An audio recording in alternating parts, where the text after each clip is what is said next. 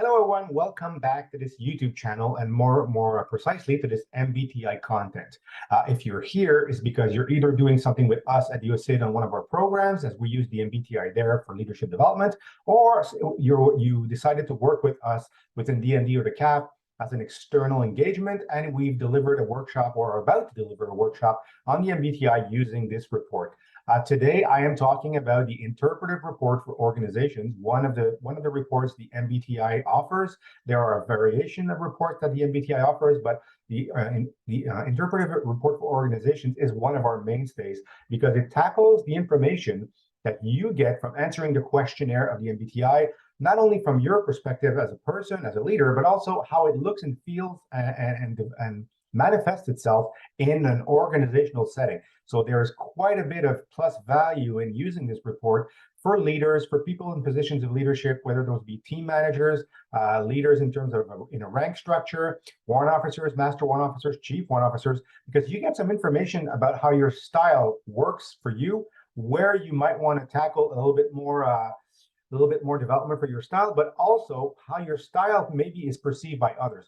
So we're going to get to that as we go through this report. And on this YouTube channel, there are other videos that explain the model in more detail, explain the MBTI process that we use on various courses. And also a bunch of videos that explain the MBTI itself. So let's not waste too much time on that particular aspect.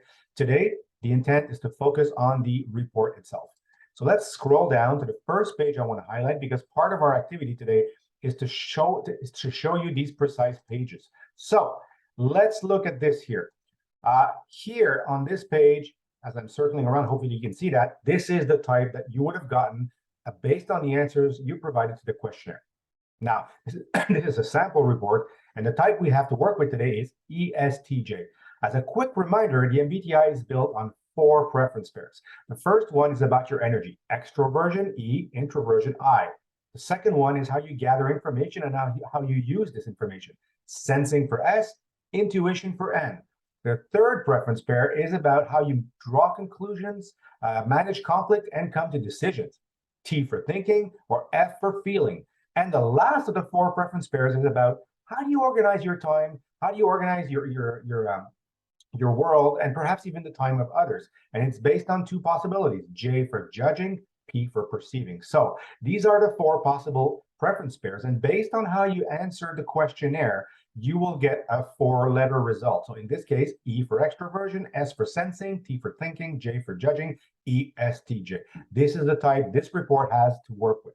If you want to confirm this information, it's right here as I'm highlighting it. So it tells you that the answers in the questionnaire come from your preferences.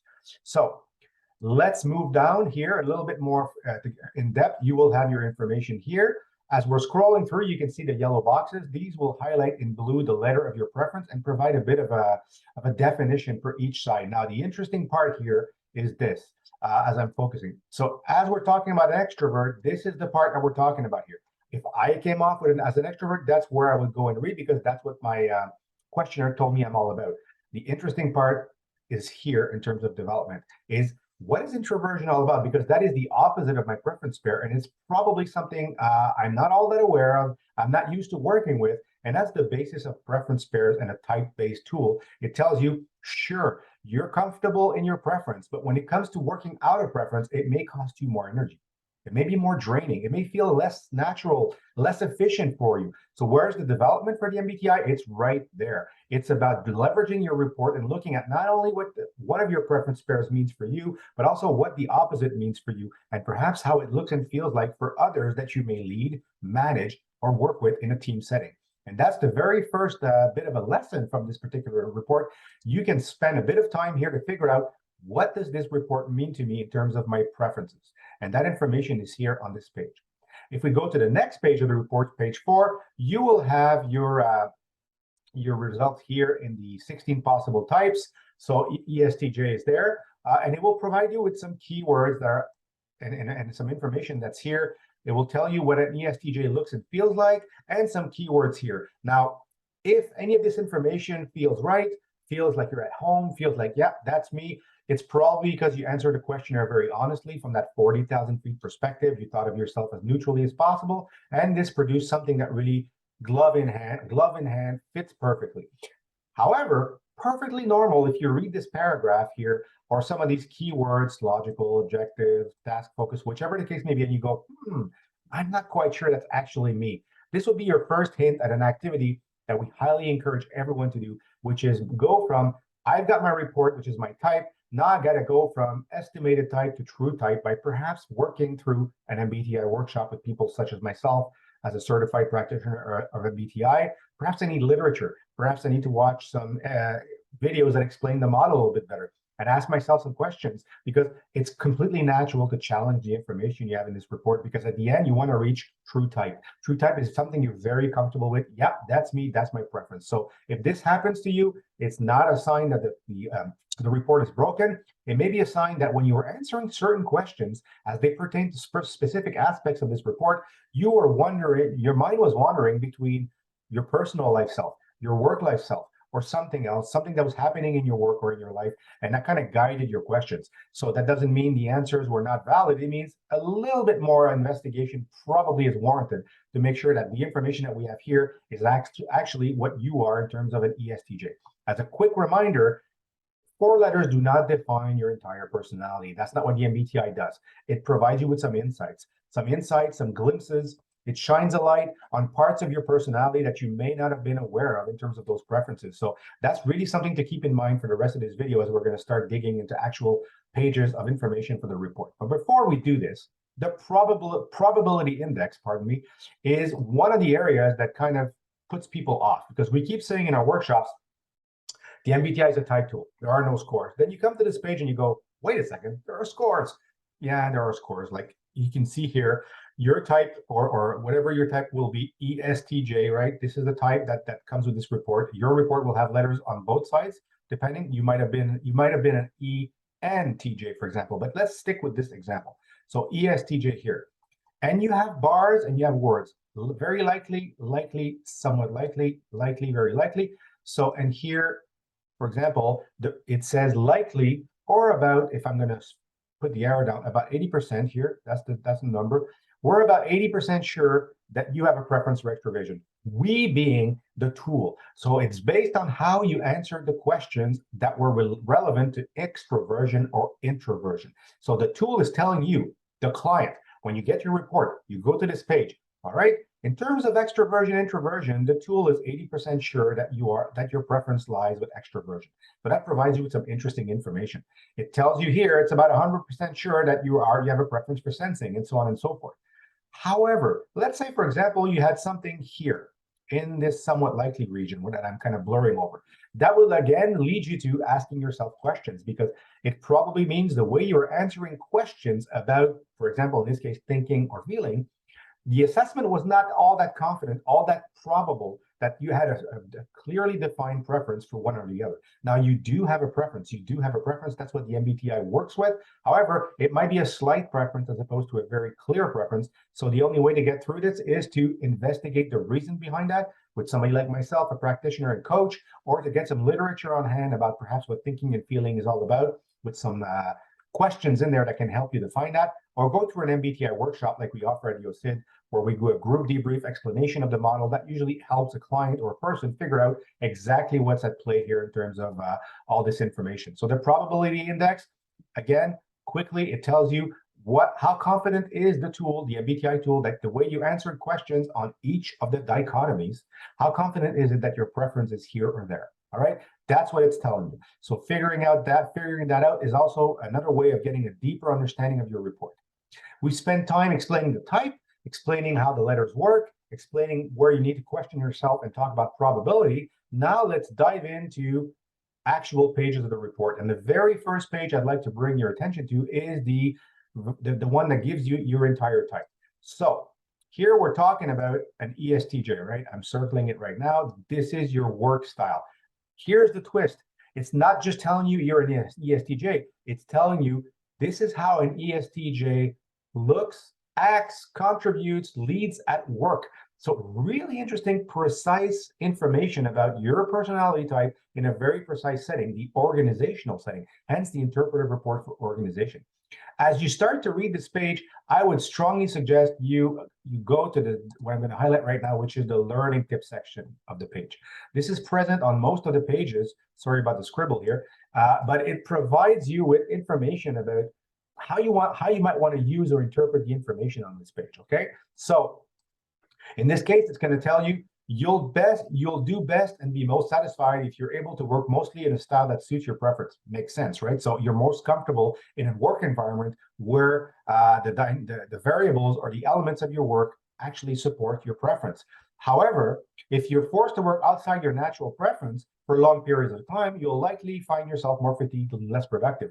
That's because you've not taken stock of what the other side of the preference means, like I was saying before. So the growth for the MBTI, I'm going to introduce that here, is sure, I am an extrovert, E. I am a sensing, S. I am a thinker, T. I'm a judger, J. What about the other side?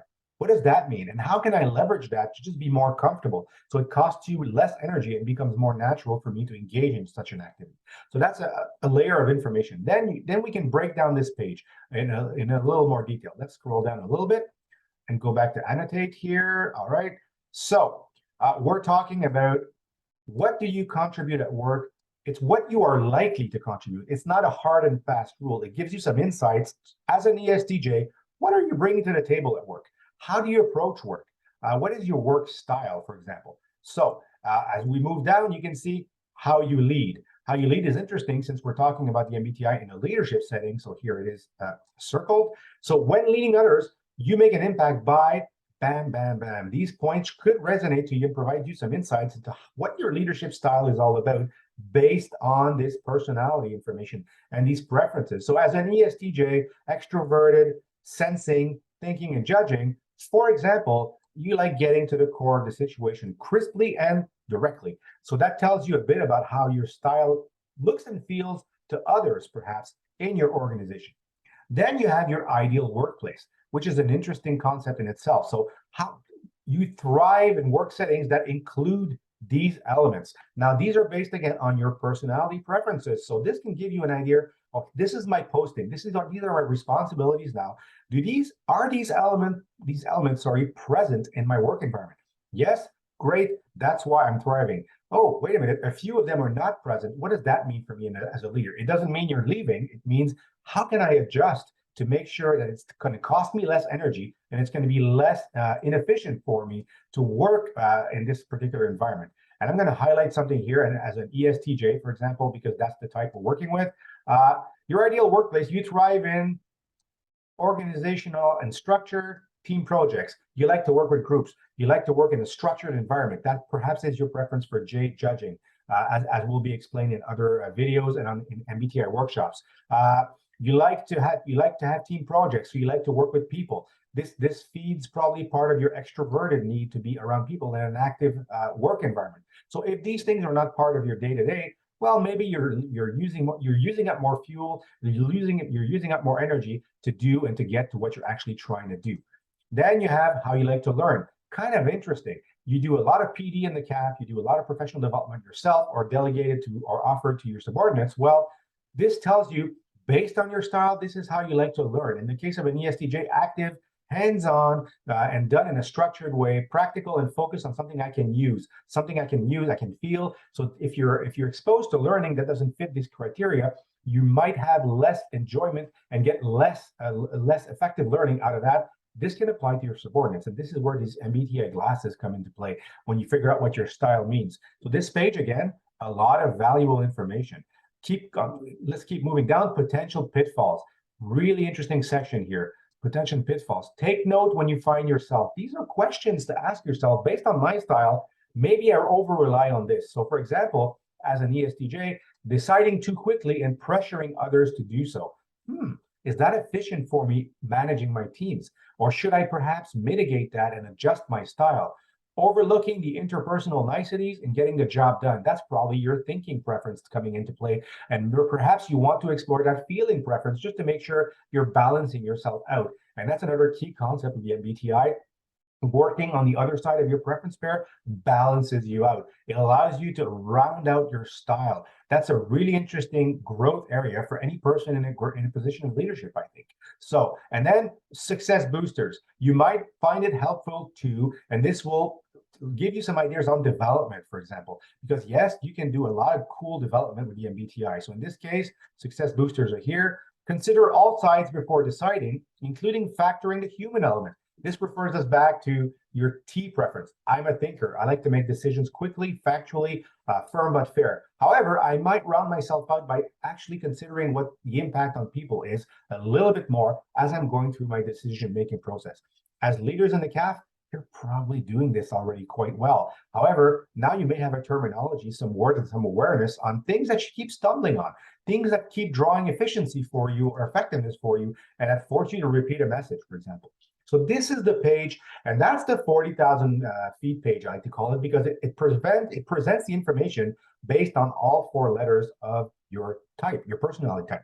As we move deeper into the report, you're going to start to see it kind of lasers in, and it becomes super interesting when you start to look at, wait a minute, now it's no longer about those 4 letters, it's about each of my preference pairs for specific aspects of my day-to-day activities.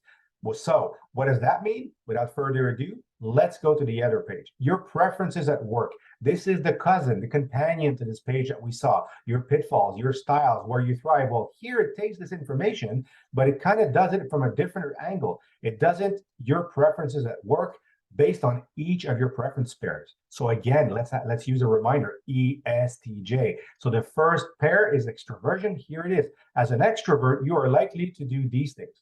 And that's really a nice bit of information for yourself as a person or as a leader, because it will tell you at work, as an extrovert, this is kind of like what you come off. Again, learning tip. Don't forget this section. Quite interesting. So it will tell you a bit of information about these preferences and what you can start to look at in terms of are they effective for you? Are they ineffective for you? And it reminds you, sorry, there are no good and bad preferences. Really key with the MBTI. One side of the preference pair is not better than the other. It's not more efficient. It's not going to make you a better leader. It's going to determine, in part, how you approach leadership, for example, how you manifest your leadership, for example. And this page provides you with a bunch of information on a very valuable page in terms of breaking it down by preference pair. So sensing, thinking, judging, it tells you a bunch of information at work. This is what each of your preference pairs looks and feels like. Again, interesting information for any leader.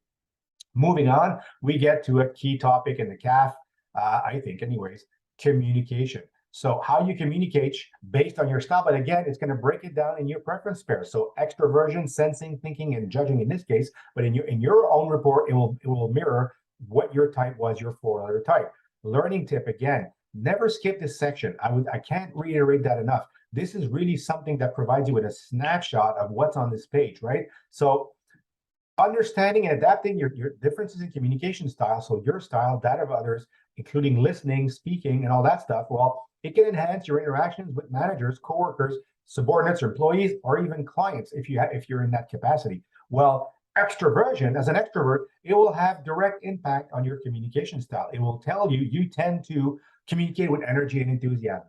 That's your go-to. That's where you're comfortable. If you're dealing with a group of introverts, maybe not as effective as you want it to be, because those introverts perhaps are looking for internal reflection. They're looking for space, oxygen to think, to perhaps go off and think on their own. Perhaps even during your presentation, have time to think about what you're actually saying. So that might require you to slow down, insert pauses in your communication as an extrovert. If you were an introvert, it would provide you with different information, of course, but that's the part I wanted to focus on here. Sensing, it will tell you how your information gathering preference impacts how you communicate. So the tendencies that show up for you as a sensing type and how you communicate. Thinking, also, the way you provide feedback, the way you communicate will be determined in part by your preference here. Judging, how you organize schedules, timetables, reasonable deadlines, and how you communicate that with others, again, broken down by your preference. And when you start to combine this information, from preference 1, 2, 3, and 4, you start to get a really interesting picture at your communication style. Because if you combine extroversion, sensing, thinking, and judging in this style, you get kind of a picture of this is how I set up my communication style. This is the information I use to support my communication style. This is how I like to present my communication style and draw my conclusions, and then how I will organize a briefing, for example. So this information can be quite valuable for yourself to see where you shine, where are your strengths. But as you start to read up on the MBTI, you know what? You start to figure out, well, I am this way. Guess what? There are 16 possible types. That means there are people of 15 other possibilities. Yours is one, so 15 more in your groups, and they're all looking for different things. They're all focusing on different things in an engagement of communication as listeners, as an audience, as subordinates. So if I'm only catering to my preferences, guess what? I might be missing out on getting the most out of these interactions with my subordinates and my groups. Moving on, unique preference pattern. This is something that we'll discuss in more detail in our workshops, but very quickly, as it's a kind of a complex topic, it tells you what are your preferred functions, mental functions in order. The mental functions in the MBTI are the information gathering functions, sensing, S, or intuition, and thinking, T, or feeling, F, so decision making. Information combined with decision making, mental functions. These are the things that we engage in day in and day out, constantly during our work days and leisure time, drawing conclusions, gathering information from things that are happening around us. So we do that on a regular basis, and we engage in this constantly. So when you look at this page, I'm going to bring your attention here. You will have a little graphic based on your style. Again, this is an ESTJ. So for an ESTJ, their preferred function is thinking. This is what they rely on most. They go to thinking first. And really quick, interesting tip, I'm going to kind of just stop the annotation here and scroll back up. The learning tip section here on this page is super, super useful because it provides you with the structure and the explanation of what this particular style dynamic works with. So when faced with an issue as an ESTJ, you'll have great success if you use all four of your mental processes, because often people with your type, in this case, an ESTJ, use this in order to work things out. So I like to think first, right? T. This is my preference. Then I go to my sensing function of information gathering. Then perhaps I'll stop for intuition and feeling a little bit and look at the words that are there, because they're going to provide you with some information as what you might be missing out. So in this case, I spend a lot of time applying logic dispassionately. I take a step back from the situation. I apply logic dispassionately to come to a conclusion, probably quickly. Sensing, I consider the relevant facts and details. So these are my preferred functions. This is where I go most. 3 and 4, intuition, explore possibilities for growth, maybe innovation, and feeling align with your values and perhaps even consider the impact on others of whatever decision I'm coming to.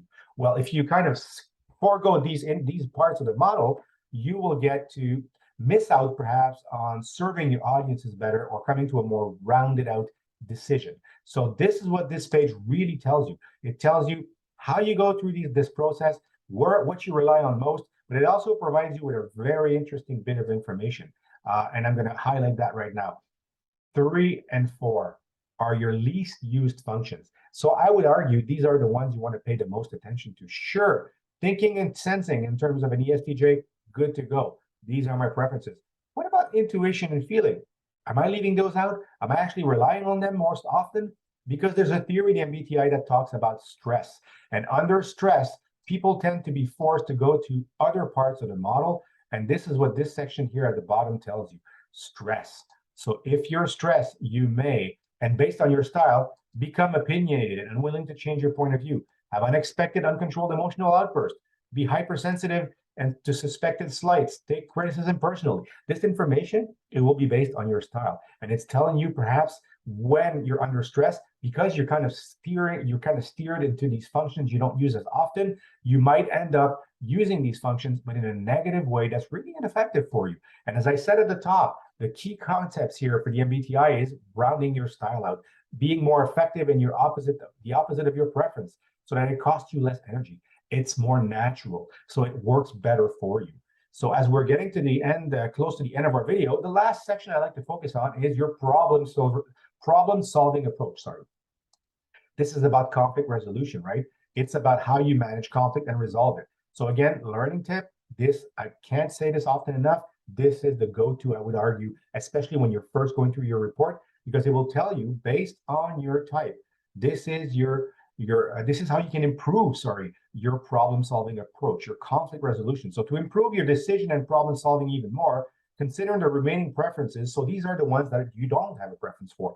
So what does that mean when you're faced with a conflict? Because when you're faced with a conflict or a problem, you have to consider the other's point of view, the opposite point of view, as effectively and as comfortably as you can. So when you start doing that, this information can become interesting, because here again, ESTJ. So the first preference, extroversion. So introversion is cited here. You may want to use introversion to reflect on the situation and choices, as opposed to perhaps catering to your extroversion preference, which is, I like to bounce ideas off of people. So I like to poll my people really quickly, like, let's go. I like to get some information that way to validate my thoughts. Well, you might want to leverage the introversion to be more rounded out. You might want to use extroversion to discuss things before moving on. So you want to go and back and forth. And this is a concept here in this part of the report that becomes super interesting, in my opinion. It's about balancing your preference. So I have a preference for extroversion. I can use introversion, but I can slide back and forth and just become kind of MBTI ambidextrous through development. So here, on this page, you will have information on your mental functions, right? How do they come into play when you're solving conflicts? So thinking, you are most likely to start when thinking by asking, this is the type of questions you would ask yourself or of others, when trying to solve a conflict. Sensing, you may try to gather information in this way. And these are the questions that would come up for you as you're gathering information to deal with the conflict, to solve the problem. Then intuition and feeling come in last, third and fourth. Remember that type dynamic? Mental functions, this is where you go least. So you're least likely to go there. But look at the questions that are here. They might come in really handy for you to run yourself out in terms of problem solving. They might even provide some hints about, wait a minute, when I try to solve problems, I keep tripping over these situations. I keep coming out of a problem resolution situation unsatisfied, or I feel like I could have done more. Well, this is where you get this kind of information. These questions can guide development in your least used mental function. And this brings us to the last page of the report, which is the development page. Again, the learning tip is interesting, but here it provides you with a few ideas on how to use this report working alongside an MBTI practitioner like myself, perhaps, or as a self-development activity, how you can use your style to maximize its strengths or to develop the areas that you just discovered are not your preferences and that you use not as often.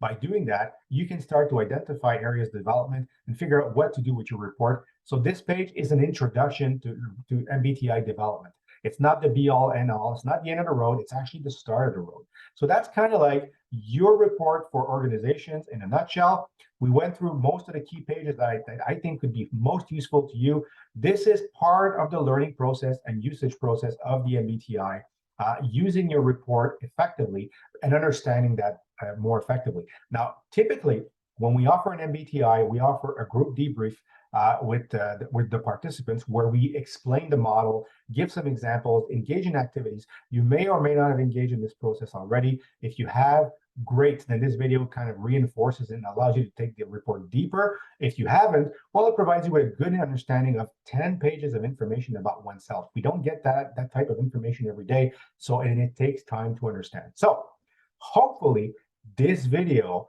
took you through the report in a way that allows you to understand each one of these key critical pages, helps you make more sense out of the information here. And again, if any questions remain or emerged as a part of this video, please don't hesitate to reach out to myself or to my colleague Max, as we'd be more than happy to engage with you and to answer any and all questions that you may have with regards to the MBTI.